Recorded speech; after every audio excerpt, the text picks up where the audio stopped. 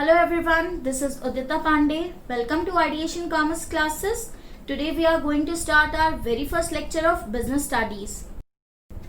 In 12th standard, Business Studies is divided into two parts. Our part A is Principle and Functions of Management and our part B is Business Finance and Marketing. Part A is of 50 marks weightage and part B is of 30 marks weightage. Part A में हमारे पास 8 chapters हैं और part B में 4 chapters हैं.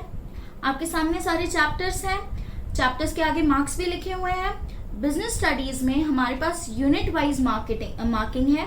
जो हमारी first 3 units हैं उनका वेटेज टोटल 60 मार्क्स का है. यूनिट्स के बारे में हम जैसे जैसे यूनिट्स आती रहेंगे हम डिस्कस करते जाएंगे. अभी आज हम फर्स्ट यूनिट से स्टार्ट कर रहे हैं, nature and significance of management. Chapter first, nature and significance of management. इसमें सबसे पहले हम देख लेते हैं मैनेजमेंट की definition. What is management? Management is an art of getting work with and through others. Definition देख रहे हो आप? डेफिनेशन में क्या लिखा हुआ है? Management is an art. पहली चीज तो क्या आ गई? आर्ट. दूसरा हमने देखा getting things done with and through others. दूसरों के साथ और दूसरों से काम करवाना. ठीक है, ये मैनेजमेंट है and management is an art. Management can be defined as the process of getting things done with the aim of achieving organisational goals effectively and efficiently. यहाँ पे जो इंपॉर्टेंट चीज है वो है organisational goals effectively and efficiently. थोड़ा हम इसको एग्जाम्पल्स के थ्रू डिस्कस करते हैं. 1903 में जमशेदजी टाटा ने ताज होटल्स की स्टार्टिंग की. आप सोच रहे होगे भाई इसमें क्या है, होटल्स तो काफी है इंडिया में. That was the very first luxurious hotel in India. Jamshedji Tata के कुछ गोल्स थे जिनमें से एक गोल था एक स्टील इंडस्ट्री स्टैब्लिश करना, स्टडिंग के लिए यूनिवर्सिटीज और कॉलेजेस का स्टैब्लिशमेंट करना और एक वर्ल्ड क्लास होटल्स स्टार्ट करना. अपनी लाइफ टाइम में उनका ताज होटल का गोल फुलफिल हुआ. Taj hotel then when it was started, it was made with the amount of 11 million, जो कि आज अगर हम वैल्यूएशन में देखें तो इट इज 11 बिलियन. आप सोच सकते हो कि उस जमाने में इतना बड़ा इन्वेस्टमेंट. और सिर्फ इतना ही नहीं, Taj hotels were the very first electrified hotels in India. ऐसे होटल्स जिनमें इलेक्ट्रिसिटी थी. 1903 उस टाइम पर इंडिया में cities were not fully electrified, लेकिन वो होटल में उन्होंने फुल इलेक्ट्रिसिटी क्या की, प्रोवाइड की. उसके बाद हम बात करते हैं Flipkart. Flipkart very go to go name in our households. E commerce हम डेली हम सुनते हैं फ्लिपकार्ट के बारे में, कुछ ना कुछ हम ही ऑर्डर करते हैं. Flipkart started with only 4 lakh rupees. सोच रहे हो आप, सिर्फ 4 लाख रुपए से फ्लिपकार्ट शुरू हुआ था. ओला कैब्स जो कि काफी बड़ा कॉम्पिटिटर है उबर का इंडिया में. ओला कैब्स तभी सक्सेसफुल हो पाया, सक्सेसफुली नहीं तभी शुरू हो पाया जब उसे 2 एंजल इन्वेस्टर्स ने फंडिंग की. आप समझ रहे हो, यहाँ पर किसी भी बिजनेस की शुरुआत के लिए एफिशिएंट और इफेक्टिव मैनेजर्स की जरूरत थी. और सिर्फ बिजनेस की शुरुआत के लिए मैनेजर्स की जरूरत नहीं होती, एक सक्सेसफुल बिजनेस को सक्सेसफुली कैरी ऑन करने के लिए भी मैनेजर्स की जरूरत है. We all know Google is a very successful business. Sundar Pichai, he is the CEO of Google and he has made Google more successful. Similarly, Satya Nadella, he joined Microsoft in the year 2004. He made Microsoft more successful. ऐसे बहुत सारे businesses हैं, चाहे वो छोटे हों या बड़े, उन्हें स्किलफुल एफिशिएंट मैनेजर्स की जरूरत पड़ती ही पड़ती है. And the study of managers, how they are making their businesses grow, is management. So it is very important to understand management to be a successful manager. Continue करते हैं हम इसको. Management is required in all kinds of organisation. हर तरह की organisation में management की जरूरत होती है, चाहे वो manufacturing, computers, handloom, trading, consumer goods, किसी भी तरह की ऑर्गेनाइजेशन हो. आप देख सकते हो टाटा इंटरप्राइज जो है आज इंडिया का सबसे बड़ा कॉन्ग्लोमेरेट है. It has produced goods like capital goods, consumer goods, durable goods. ऐसा कोई गुड नहीं जो टाटा इंटरप्राइज नहीं मैन्युफैक्चर कर रहा. और इतनी बड़ी ऑर्गेनाइजेशन को सक्सेसफुली मैनेज करने के लिए टॉप नॉच मैनेजर्स की जरूरत है. तो आप देख रहे हो कि छोटे से छोटा बिजनेस हो चाहे बड़े से बड़ा कॉन्ग्लोमेरेट एंटरप्राइज, हमें सक्सेसफुल और एफिशिएंट मैनेजर्स की जरूरत है. Management consist of a series of interrelated functions that are perform by all managers. अब ये मैनेजर्स अपने बिजनेसेस को सक्सेसफुल कैसे करते हैं? Because they perform a series of interrelated functions. What are those interrelated functions? Planning, organizing, staffing, directing, controlling. These are 5 interrelated functions which we are going to study further in our next chapters. In this chapter also we will study them in brief. These are the most important functions for every manager. फिर से बोल रही हूँ मैं functions. Interrelated functions are planning, organizing, staffing, directing and controlling. आगे देखते हैं हम. What is the modern concept of management? Management ऐसा नहीं है कि मैनेजमेंट आज ही शुरू हुआ है. Management is from earlier times, from ages ago we are following management. तो what is the modern concept of management? Modern concept of management कहता है management is the process of working with and through others. अभी हमने देखा, definition में भी हमने देखा था, management is a process of working with and through others to effectively and achieve organizational objective by efficiently using limited resources in the changing environment. This definition is important और इस definition को हम discuss करने वाले हैं अभी. अच्छा, ये जो हमारा बिजनेस स्टडीज है लास्ट ईयर 11th स्टैंडर्ड में आपने देख ही लिया होगा, ये केस स्टडी ओरिएंटेड है. 12th स्टैंडर्ड का जो पेपर आता है सीबीएसई का, 60% of the paper is case study oriented and only 40% there are direct questions.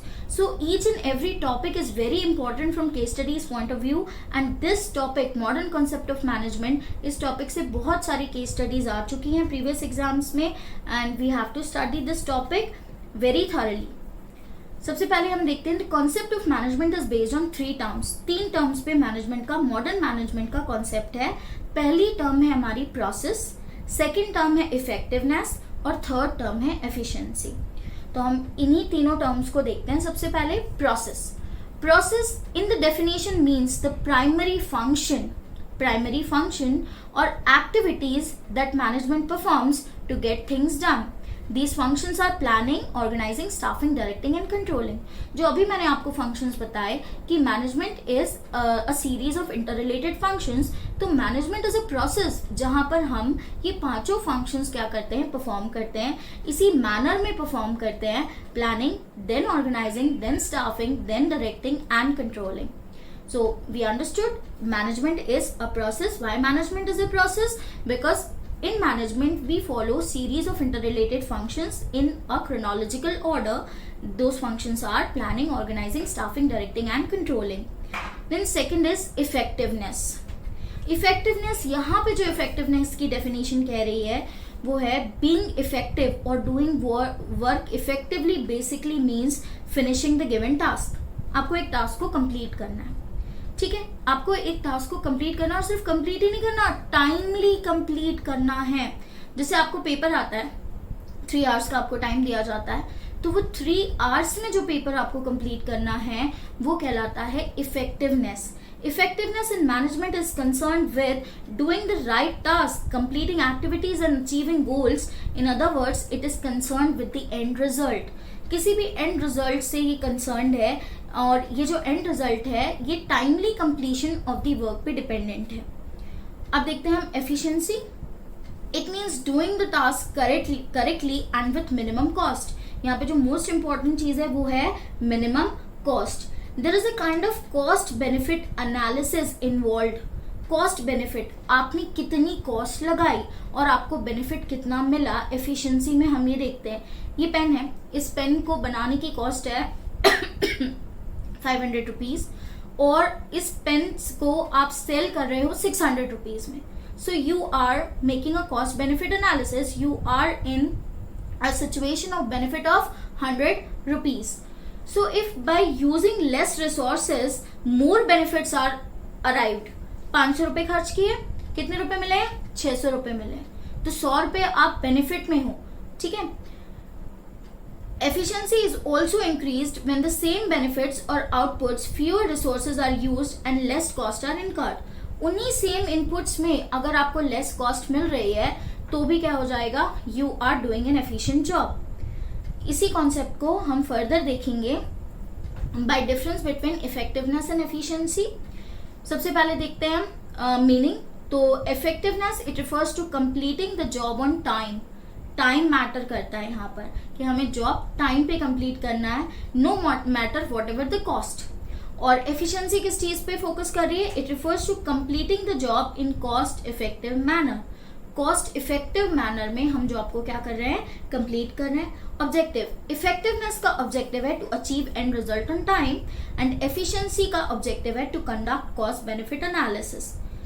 Main consideration क्या है, इफेक्टिवनेस का मेन कंसिडरेशन टाइम है और एफिशिएंसी का मेन कंसिडरेशन क्या है, कॉस्ट है। आप यहाँ देखिए इस एग्जाम्पल में क्या लिखा हुआ है, Rama clothes limited target is to produce 20,000 shirts per month at a cost of rupees 500 per shirt. The production manager achieved this target at a cost of rupees 450 per shirt. उनका टारगेट कितना था, 500। उन्हें कितने में अचीव कर लिया, 450 में achieve कर लिया। ठीक है। Do you think the manager is effective and efficient? अभी मैंने बताया कॉस्ट बेनिफिट एनालिसिस। आपने क्या सोचा था कि आप 500 रुपए खर्च करोगे और तब आपको एंड रिजल्ट मिलेगा, ठीक है, लेकिन आपको 450 रुपीज में क्या मिल गया, एंड रिजल्ट मिल गया, and all this in time bound. जो टाइम आपको दिया गया था उसी टाइम में आपने क्या कर लिया, रिजल्ट अचीव कर लिया। So yes, he completed the work on time and at a lower cost. ठीक है। एक और एग्जांपल देती हूँ मैं आपको। एक फैक्ट्री, बहुत ही छोटी फैक्ट्री थी, मैनुअल वर्क पे वो लोग काम करते थे, डिटर्जेंट मैन्युफैक्चर करते थे और मैनुअल वर्क पे काम करते थे। अब क्या हुआ, उन्होंने सोचा कि भाई हमें ज़्यादा ऑर्डर्स लेने चाहिए, पर ज़्यादा ऑर्डर्स फुलफिल मशीन्स के थ्रू ही हो पाएंगे। सो उस फैक्ट्री में उन लोगों ने क्या किया, जो वहाँ के मैनेजर थे उन्होंने मैनेजमेंट को बोला कि अगर हम ये 10 लाख रुपीज़ की मशीन ले लेते हैं तो हमारे ऑर्डर्स क्या हो जाएंगे, बढ़ जाएंगे। तो उन्होंने मशीन ऑर्डर कर दी, मशीन ऑर्डर की और उन्होंने उसके साथ साथ ही एक बहुत बड़ा ऑर्डर ले लिया। तो मशीन भी आ गई, ऑर्डर भी था उनके पास, they started working. But machine में ना एक प्रॉब्लम हो रही थी। प्रॉब्लम ये हो रही थी, जो बॉक्सेस थे डिटर्जेंट के, उनमें से कुछ बॉक्सेस क्या हो रहे थे, खाली निकल रहे थे। अभी काम जो था वो बड़ा ही कॉम्प्लिकेटेड हो गया कि मशीन होते हुए भी मैनुअल लेबर से काम कराना पड़ रहा था। तो कॉस्ट उनकी मशीन की भी लग गई थी और मैनुअल लेबर की भी कॉस्ट जा ही रही थी, और साथ साथ उनके पास टाइम भी जा रहा था। सो दे कंप्लेंट, उन्होंने कंपनी में कंप्लेन की जहाँ से उन्होंने मशीन ली थी। अब कंप्लेन करने के बाद जो उनका इंजीनियर आया, उसने देखा कि ये मशीन तो जो है वो तो रिप्लेस होने के लिए ही जाएगी ना। अब ऑर्डर भी फुलफिल करना है, मशीन भी रिप्लेस होने के लिए जानी है, कैसे उस ऑर्डर को फुलफिल किया जाएगा। तो वहाँ एक मैनेजर था, ही सजेस्टेड 2 बड़े बड़े पंखे ले आओ। Yes, he suggested 2 big fans. तो जहाँ प्रोडक्शन हो रहा था वहां पे उसने क्या किया, 2 बड़े बड़े पंखे लगा दिए। अब क्या हुआ, बॉक्सेस फिल होके निकलते हैं और उसमें जो खाली बॉक्सेस थे वो फैन की तेज हवा के कारण उड़ जाते हैं। तो इससे क्या हुआ, वही बॉक्सेस पैक हो रहे थे जिनमें मटेरियल था। ठीक है, अब आप समझ रहे हो, this is what efficiency is. Efficiency minimum cost में। उस मैनेजर ने क्या किया, उस मैनेजर ने वेट नहीं किया कब मशीन सुधरेगी, कब जाके काम होगा। ही completed the task in minimum cost. Minimum cost में वो टास्क कंप्लीट हुआ और टाइमली भी कंप्लीट हुआ। So there is both effectiveness and efficiency in this example. समझ आ रहा है आपको what is efficiency and effectiveness? This concept is very important from examination point of view. Now moving on to the next concept, interrelation between efficiency and effectiveness. They both are different, but they both are interrelated. We cannot say a management can survive without efficiency or without effectiveness. For a sound and successful management, we need both efficiency and effectiveness in our organization. Example देख लेते हैं. Suppose a company's target production is 5,000 units in a year. एक company है, उसका target production कितना है, 5,000 units in a year. To achieve this target, the manager has to operate on double shifts due to power failure most of the time. हो सकता है किसी remote location में हो वो, तो पावर फेलियर का प्रॉब्लम था, तो मैनेजर को डबल शिफ्ट में ऑपरेट करना पड़ता था। The manager is able to produce 5,000 units but at higher production cost. क्योंकि लेबर कॉस्ट ज्यादा लग रही है, डबल शिफ्ट में ऑपरेशन हो रहा है। In this case, the manager was effective but not efficient. Manager ने काम तो टाइमली कंप्लीट किया, बट एफिशिएंसी नहीं है यहाँ पर, क्योंकि लेबर की कॉस्ट यहाँ पर क्या हो गई, बढ़ गई। Since for the same output, more input, labor cost, electricity cost were used. Therefore, it is important for management to achieve goals with minimum resources as efficiently as possible.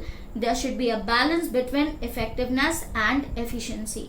I hope आपको ये समझ में आ गया होगा कि for a successful management, both efficiency and effectiveness are important. The next topic is characteristics of management. ये topic काफ़ी इंपॉर्टेंट है क्योंकि इस टॉपिक से केस स्टडीज आती हैं.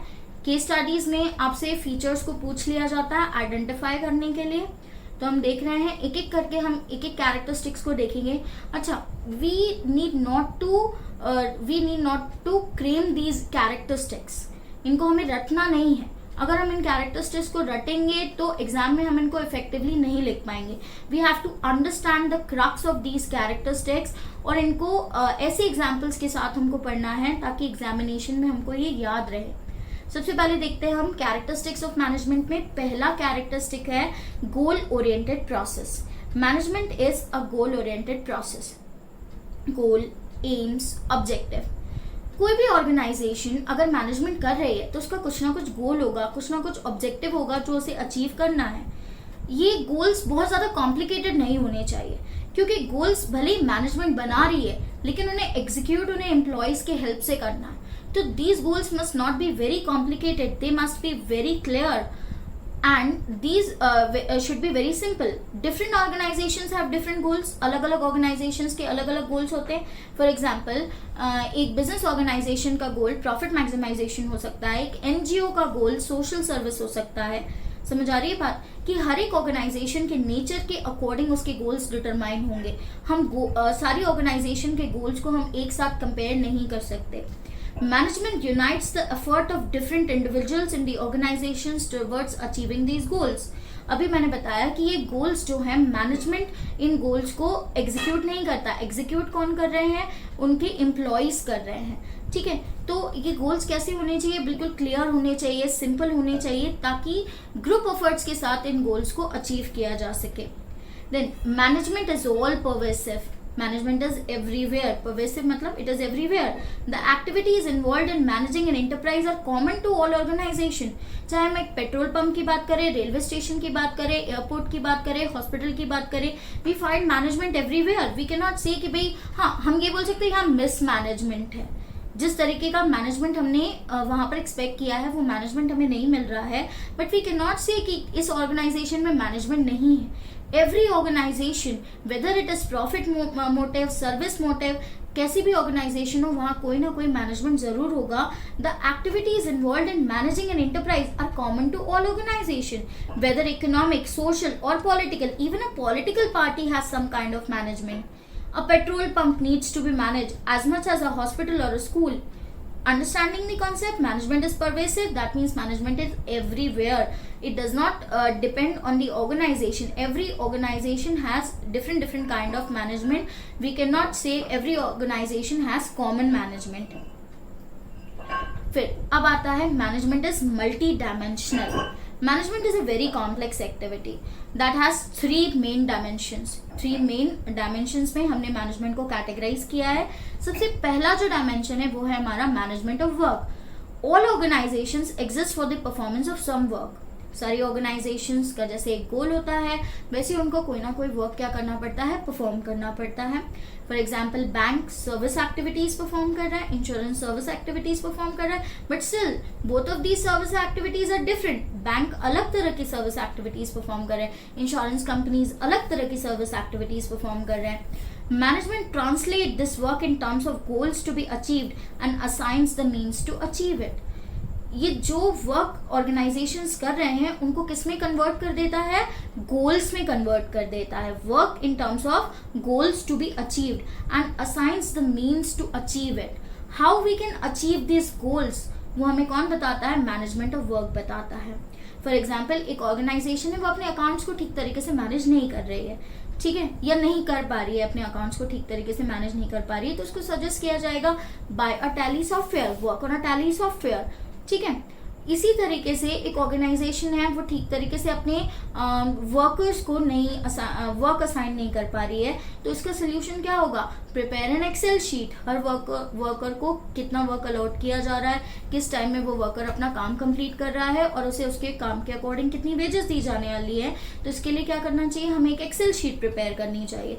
तो मैनेजमेंट ऑफ वर्क किस चीज पे फोकस कर रहा है? Translate this work in terms of goals to be achieved. हमारा जो गोल हमें अचीव करना है, उस गोल को ध्यान में रखकर हमें क्या करना है? वर्क परफॉर्म करना है। Then management of people. Management of people, किसी भी ऑर्गेनाइजेशन में human resources, people are human resources, they are very very important, in fact they are irreplaceable. एक ऑर्गेनाइजेशन है ए और दूसरी ऑर्गेनाइजेशन है बी। ए ऑर्गेनाइजेशन एक मशीन लेकर आई, it is the most skilled highly technological machine. अब बी ऑर्गेनाइजेशन चाहती है कि हमें भी वैसा आउटपुट मिले, तो वो भी क्या कर रहे हैं? सेम मशीन खरीद सकते हैं। बट अगर ए ऑर्गेनाइजेशन के पास सुंदर पिचाई जैसा सीईओ है, सुंदर पिचाई जैसा मैनेजर है, तो बी ऑर्गेनाइजेशन भी क्या सुंदर पिचाई को लेकर आ सकती है? Getting this concept, human resource are irreplaceable. You cannot replace human resource. So that is why management of people becomes very important. Human resources are people are an organization's greatest asset. किसी भी organization के सबसे बड़े assets कौन होते हैं? Human resource होते हैं. And managing people has 2 dimensions. किसी भी ऑर्गेनाइजेशन में ह्यूमन रिसोर्स को मैनेज करने के भी 2 डायमेंशंस होते हैं। The first is taking care of employees individual needs. अगर कोई ऑर्गेनाइजेशन अपनी इंडिविजुअल की नीड्स को ध्यान में नहीं रखेगी, तो वो ऑर्गेनाइजेशन कभी भी सक्सेसफुल नहीं हो सकती, because human resource are the greatest asset. और अगर यही एसेट उस ऑर्गेनाइजेशन को बार बार छोड़ देंगे, तो उस ऑर्गेनाइजेशन का सक्सेसफुल होना काफी मुश्किल हो जाएगा। Then taking care of group of people. Group of people में कंज्यूमर्स भी आ जाते हैं, एम्प्लॉयज भी आ जाते हैं, उनका भी हमको ध्यान रखना पड़ता है। कंज्यूमर की नीड्स का भी हमको ध्यान रखना पड़ता है, हमारे एम्प्लॉयज की भी नीड्स का हमको ध्यान में रखना पड़ता है। अब इसके बाद देखते हैं हम management of operations. The third dimension is management of operations. It concentrates on mixing management of work with management of people. अभी हमने 2 डायमेंशंस पढ़े। पहला डायमेंशन क्या था हमारा? Management of work. Second dimension क्या था हमारा? Management of people. इन दोनों को जब हम मिक्स कर देते हैं, तो वो क्या बनता है? मैनेजमेंट ऑफ ऑपरेशंस बनता है। For example, deciding what work has to be done, क्या काम हमको करना है, how it has to be done and who will do it. ठीक है, कि क्या काम हमको करना है, कैसे वो काम होगा और कौन उस काम को करेगा। जब हम इन सारी चीजों को मिक्स कर देते हैं, तो वो क्या बनता है? Management of operations. I hope आपको ये समझ में आ गया होगा। Management is a multi dimensional और complex activity and this activity has 3 dimensions. One is management of work, another one is management of people and the last one is management of operations. Moving further, the 4th characteristics है management is a continuous process. आपको एक continuous process दिख रहा है, starting with planning. Planning के बाद हमने organising, then directing, then controlling, then again planning. ये सारी एक्टिविटीज इंटररिलेटेड है और ये सारी एक्टिविटीज जो हैं ये किसी भी ऑर्गेनाइजेशन में कभी रुकेंगी नहीं। They are always going on in an organisation. The process of management is a series of continuous composite but separate functions. These functions are interrelated but they are entirely separate functions: planning, organizing, directing, staffing and controlling. These functions are simultaneously performed by all managers all the time. Her manager इनमें से कोई ना कोई function कभी ना कभी perform कर ही रहा होता है. Either he is planning or he is organizing or he is hiring staff. Understanding the concept, management is a continuous process. इसका मतलब you can never stop managing your organization. आप कभी बंद नहीं कर सकते अपनी ऑर्गेनाइजेशन को मैनेज करना, यानी ये फंक्शंस किसी भी ऑर्गेनाइजेशन में हमेशा सर्कुलर मोशन में चलते ही रहेंगे. Then again, management is a group activity. Our 5th characteristics is management is a group activity. हम कहते हैं कि management is an art of getting things done through others. ठीक है, डन थ्रू अदर्स. वो अदर्स कौन है? वो अदर्स हमारे एम्प्लॉयज हैं. ठीक है, तो यहाँ पर ग्रुप आ ही रहा है. A manager can not manage an organisation by himself. चाहे वो कितना ही स्किलफुल हो, कितना ही एफिशिएंट हो, he can not do all the things by himself, he need a team, एक टीम की जरूरत है। तो management is a group activity and organization is a collection of diverse individual with different needs. यहाँ पर हम focus कर रहे हैं डाइवर्स इंडिविजुअल। अगर हम फाइनेंस डिपार्टमेंट की बात करते हैं, वील हायर अ सीए और a person who is MBA in finance. अगर हम लीगल की बात करते हैं तो हम एक लॉयर को हायर करेंगे। आ रही है आपको बात समझ में? अगर हम प्रोडक्शन की बात करते हैं तो हम प्रोडक्शन मैनेजर, इंजीनियर को हायर करेंगे, मैकेनिकल इंजीनियर को हायर करेंगे। तो we need different people with different trades, अलग अलग ट्रेड्स, अलग अलग उनके पास स्किल्स होनी चाहिए। ऐसे लोगों को की हमें जरूरत है। Every member of the group has a different purpose for joining the organisation. हर एक मेंबर ऑर्गेनाइजेशन को अलग पर्पस के लिए ज्वाइन करेगा, अलग पोस्ट के लिए ज्वाइन करेगा। But as a member of organization they work towards fulfilling the common organizational goal. Although they are working at different posts, they are working at different designations, they are working for different departments, but their goal is common. Their goal is organizational goal. This requires teamwork and coordination of individual effort in a common direction. Common direction में सारे के सारे individual efforts की हमको जरूरत है, तभी जाके मैनेजमेंट जो है वो सक्सेसफुल हो सकता है। अदरवाइज कई सारी ऑर्गेनाइजेशंस ऐसी हैं जहां पर मैनेजर्स तो स्किलफुल थे लेकिन उनकी टीम्स अच्छी नहीं थी, जिसके कारण ऑर्गेनाइजेशन सक्सेस अचीव नहीं कर पाई। आई होप आपको ये पॉइंट समझ में आ गया हो। Management is a group activity. Now the sixth point is management is dynamic, ever changing. Management functions are dynamic in nature and ever changing. हमेशा बदलते रहते हैं और बदलना ही चाहिए। हमारे आसपास का एनवायरनमेंट बदल रहा है, हमारे आसपास का सोशल एनवायरनमेंट, पॉलिटिकल एनवायरनमेंट, ये सारे एनवायरनमेंट्स कंटिन्यूसली क्या हो रहे हैं, चेंज हो रहे हैं। And to the need of the hour, ever changing to the need of the hour. In order to be successful, an organization must change itself. Organization को अपने गोल्स को चेंज करना चाहिए, ऑर्गेनाइजेशन को अपने काम करने के तरीके को क्या करना चाहिए, चेंज करना चाहिए according to the need of the environment. जैसे आज हम देख रहे हैं every organization is manufacturing sanitizers, sanitizer manufacture कर रही है, मास्क मैन्युफैक्चर कर रही है। जो कुछ और भी बनाते थे वो ऑर्गेनाइजेशंस भी क्या कर रही हैं, सैनिटाइजर और मास्क मैन्युफैक्चर कर रही हैं। सो ये क्या हो गया, मैनेजमेंट इज डायनेमिक। और अगर मैनेजमेंट डायनेमिक नहीं होगा, एवरी नाउ एंड देन ऐसा होता है, कई कंपनीज को फेलियर फेस करना पड़ता है। Nokia is the biggest example. Nokia, there was a time Nokia was the only phone which was in demand, and when Android came into the market the whole scenario was changed. जब Android market में आया तो everybody wanted Android because of the latest technology. But Nokia ने बोला कि we will not change our software, हम हमारा software change नहीं करेंगे। उन्होंने बोला कि हमारा सॉफ्टवेयर बहुत ज़्यादा लेटेस्ट है and it can compete with Android, ऐसा उनको लगता था। बट क्या हुआ, वो सॉफ्टवेयर एंड्रॉइड से कम्पीट नहीं कर पाया and that was the beginning of downfall of Nokia. और आज हम देख रहे हैं Nokia is not in competition with the latest Android phones. So management must be dynamic. अगर मैनेजमेंट चेंज नहीं होगा तो ऑर्गेनाइजेशन को फेलियर फेस करना पड़ सकता है। Intangible, management is an intangible force that can not be seen. उस फोर्स को हम नहीं देख सकते हैं, but we can always feel the presence of a good management. आप एक अच्छी ऑर्गेनाइजेशन में जाओगे, आपको दिखेगा कि everything is well managed, everything is in order, every person has its own place and everything has its own place. लेकिन एक खराब ऑर्गेनाइजेशन, मिसमैनेज ऑर्गेनाइजेशन में आपको लोगों को ढूंढना पड़ रहा है, चीज़ों को ढूंढना पड़ रहा है, तो आपको फील हो ही जाएगा कि एक ऑर्गेनाइजेशन मैनेज्ड है और दूसरी मिसमैनेज्ड है। Management can not be seen but its present can be felt. The effect of management is noticeable in an organization where targets are met according to plans. आपको दिखेगा कि एक ऑर्गेनाइजेशन अपने targets को अचीव कर रही है, लेकिन दूसरी ऑर्गेनाइजेशन अगर अपने टारगेट्स को अचीव नहीं कर पा रही है, दैट मीन्स उस ऑर्गेनाइजेशन में मिसमैनेजमेंट है, और जो अचीव कर रही है वो वेल मैनेज्ड ऑर्गेनाइजेशन है। उस ऑर्गेनाइजेशन में एम्प्लॉयज भी हैप्पी होंगे और सेटिस्फाइड होंगे, वहां आपको हर जगह ऑर्डरलीनेस दिखेगी as compare to other organization where you can see chaos everywhere. I hope आपको ये कैरेक्टरिस्टिक्स समझ में आ गए होंगे। Again we are moving to the characteristics. There are total 7 characteristics. The first characteristics is goal-oriented process. Second is pervasive. Third is multidimensional. Fourth, continuous process. Fifth, group activity. Sixth, dynamic. And seventh is intangible.